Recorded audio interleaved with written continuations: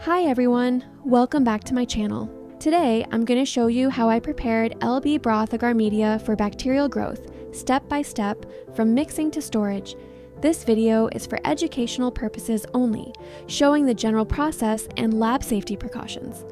Always follow your own lab safety rules and standard operating procedures. LB Agar is one of the most commonly used culture media in microbiology labs.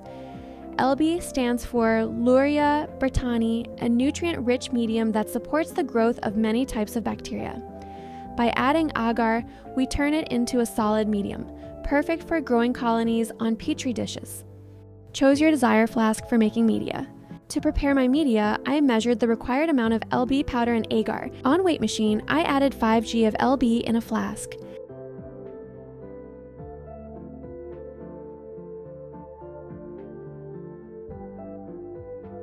$3 grams of agar.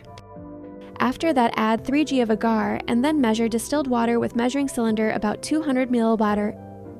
I'm making 200 ml LB agar media. That will be enough for 13 to 15 plates. Then mix them with distilled water. I stirred the mixture using a magnetic stirrer until everything was evenly dissolved.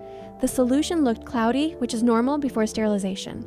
After that, add foil to autoclave the media. Put media in autoclave machine and run for 1 hour to kill all kinds of contamination. Once the medium is sterilized, I let it cool down until it's warm to the touch, not too hot, not too cold. This step is important because if it's too hot, the antibiotic can lose its activity. At this stage, I added the antibiotic Kanamycin to make selective plates. This antibiotic allows only bacteria with resistance to Kanamycin to grow, which is useful in cloning experiments.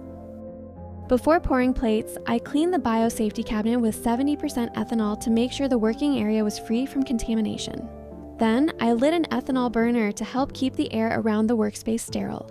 A clean and calm environment is key to getting contamination-free plates. After making sure everything was clean, I gently poured the cooled medium into sterile petri dishes.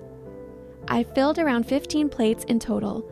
Once the medium solidified, I sealed each plate with parafilm to prevent drying and contamination. Finally, I labeled all my plates with the date and antibiotic used, then stored them in the refrigerator at 4 degrees. That keeps the plates fresh and ready for use. So, to summarize, preparing LB agar plates involves mixing nutrients and agar, sterilizing, cooling, adding antibiotic if needed, pouring in a clean environment, sealing, labeling, and storing properly.